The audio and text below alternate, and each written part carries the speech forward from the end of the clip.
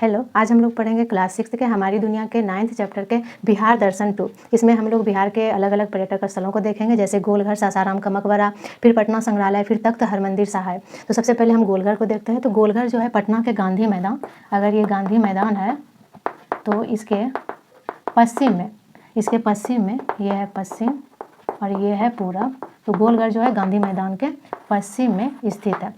अगर हम निर्माण की बात करें तो कैप्टन जॉन गॉर्स्टिन ने इनका निर्माण, ये इंजीनियर थे, और वॉरेन हेस्टिंग्स के जो जनरल थे उनके निर्देश में इन्होंने ये गोलघर का निर्माण करवाया था। और अगर दीवार की बात करें, ये दीवार जो है 12 फीट मोटी है और वहीं पर 96, उसके 8 गुना करीब 96 फीट जो है वो ऊंची है। ये इसके मोटाई को और ऊंचाई को बताता है कि 12 फीट जो है इसके दीवारों की मोटाई है और ऊंचाई जो है वो 96 फीट है। सीढ़ियाँ जो है इसके दोनों तरफ से सीढ़ियाँ जाती है, दोनों तरफ से सीढ़ियाँ हैं। और वहाँ से ऊपर चढ़ने के बाद जो नज़ारा है वो पूरे शहर का काफ़ी अच्छे से देखने को हमें मिलता है। और उद्देश्य इसका था, इसको जो 1786 ईस्वी में जो है इसको बनाने की शुरुआत की गई थी, इसीलिए इसको निर्माण की तिथि को हम 1786 के तौर पे ही देखते हैं। और अगर इसका उद्देश्य देखें तो यह एक गोदाम था, अनाज के भंडारण के लिए इसको बनाया गया था, अकाल को देखते हुए कि अकाल के समय अनाजों की जो है वो किसी तरह की समस्या ना हो, उसका पहले से ही भंडारण करने के लिए यह गोदाम के तौर पे यह घर बनाया गया था। तो अकाल के समय के लिए अनाज भंडारण के लिए इसे जो है या इसका निर्माण किया गया था, ताकि अकाल के समय जो है अनाज की खपत जो है वो अच्छे से हो, मतलब कि अनाज की कमी ना हो, इसके लिए।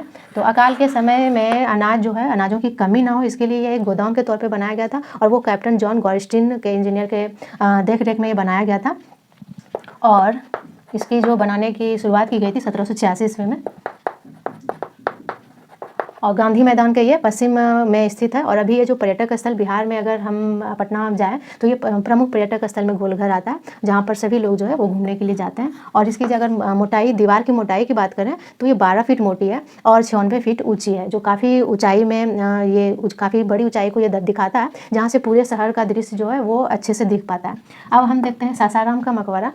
सासाराम का मकबरा भी हमारे राज्य बिहार में एक प्रमुख पर्यटक स्थल है, या हम बोलें एक देखने लायक दृश्य है वहाँ पर। तो सासाराम का मकबरा को देखते हैं।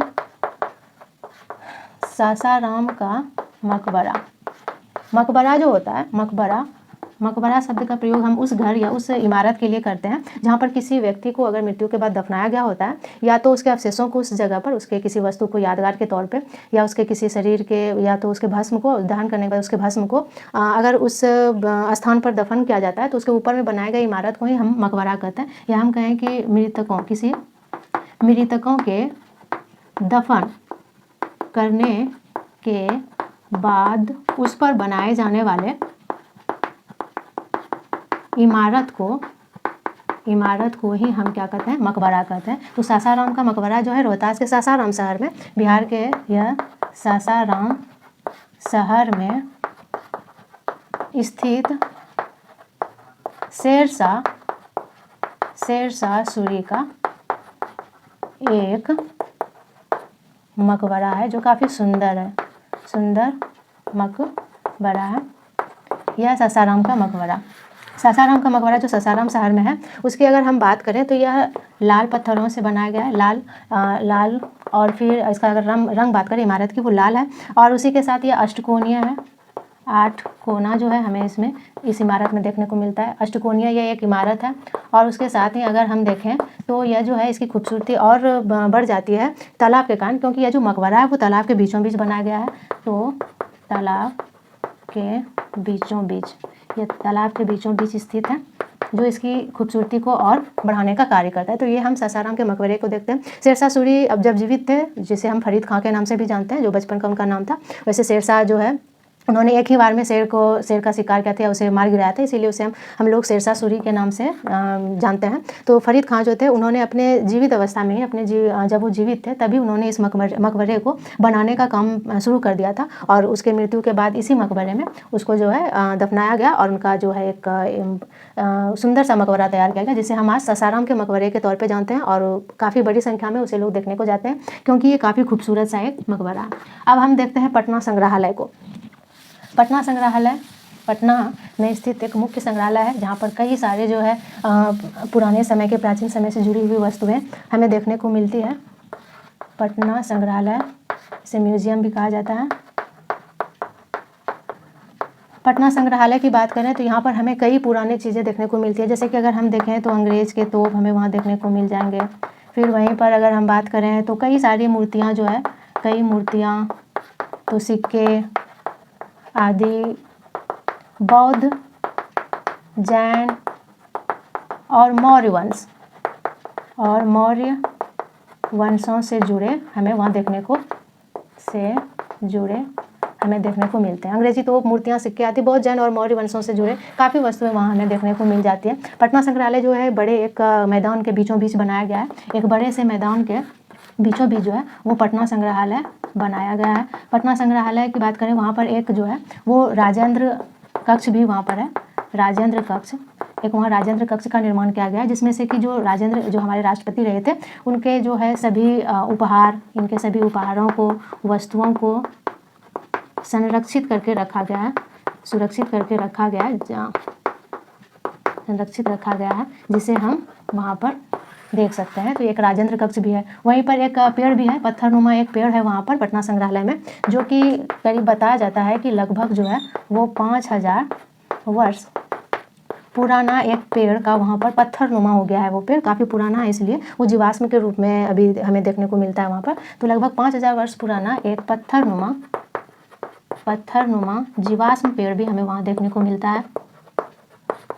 और फिर वहीं पर एक बात करें हम, तो एक मूर्ति है, काफ़ी प्रसिद्ध है वो मूर्ति, दीदारगंज, हमारे बिहार के दीदारगंज शहर से वो प्राप्त हुआ था पुरातत्वविदों को, जो खोदने का या खुदाई या पुरानी चीज़ों को खोजने का काम करते हैं। तो उस मूर्ति को नाम दिया गया है यक्षिणी।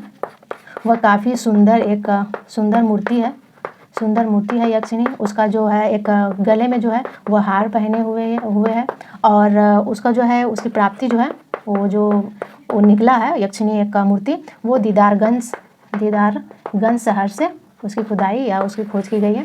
तो वो यक्षिणी जो है, यक्षिणी नामक मूर्ति, वो भी पटना संग्रहालय में ही रखा गया है, जो पटना संग्रहालय में एक देखने वाली एक वस्तु है। तो इस तरह से पटना संग्रहालय हमारे बिहार राज्य का एक प्रमुख संग्रहालय है, जहाँ हम पुरानी कई चीज़ों को देखते हैं। वहीं हमारे राष्ट्रपति राजेंद्र प्रसाद से जुड़े हुए उपहारों या उनकी वस्तुओं को देखते हैं, और अन्य यक्षिणी जैसी मूर्तियों को देखते हैं।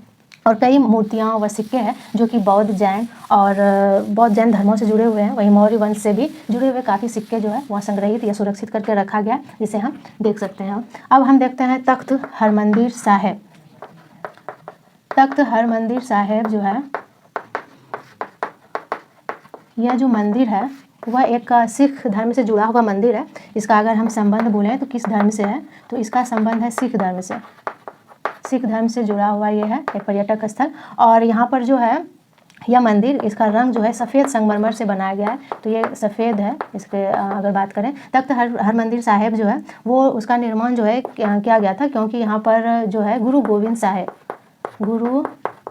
गोविंद साहेब जी का यह जो है वो जन्म स्थल है।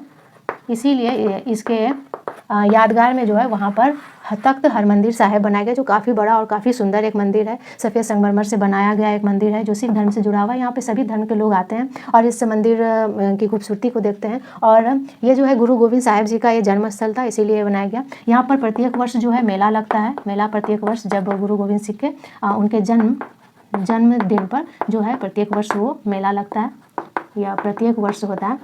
और उसी के साथ ही अगर हम देखें तो यहाँ पर जो है इस मंदिर में लंगर की व्यवस्था भी देखने को मिलती है। लंगर एक ऐसी व्यवस्था होती है जो कि सिख धर्म में मुख्य रूप से वहाँ के मंदिरों में, सिखों के मंदिरों में देखा जाता है, जहाँ पर निःशुल्क जो होते हैं, मुफ्त में हर धर्म से जुड़े हुए हर लोगों को मुफ्त में जो है वो भोजन कराया जाता है। तो लंगर एक ऐसी व्यवस्था है जो लगभग हर एक सिख के गुरुद्वारे में यह व्यवस्था होती है, वैसे ही तख्त हरमंदिर साहिब में भी लंगर की व्यवस्था की जाती है, जहाँ जो होते हैं इस व्यवस्था में इसमें निःशुल्क मतलब बिना किसी पैसे के सभी लोगों को जो है वो भोजन कराया जाता है।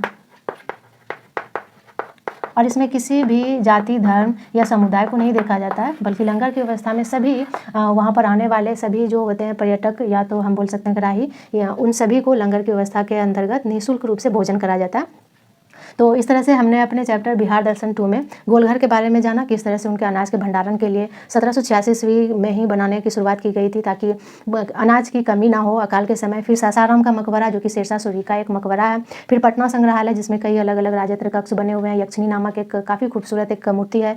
और फिर वही तख्त हरमंदिर साहिब जो सिख धर्म से जुड़ा हुआ है, तख्त हरमंदिर साहिब जो कि गुरु गोविंद साहिब जी का एक जन्म स्थल है। तो इस तरह से हमने बिहार दर्शन 2 में अलग अलग बिहार के स्थानों को देखा, जो कि काफ़ी प्रसिद्ध है और हमारे बिहार के गौरव को बढ़ाने का काम करता है। और पर्यटक जो है दूर दूर से यहाँ पर जो है वो घूमने के लिए आते हैं। तो इस तरह से हमारे बिहार दर्शन के चैप्टर 2 का यहीं पे अंत होता है। तो मिलते हैं अगले चैप्टर के साथ अगले वीडियो में।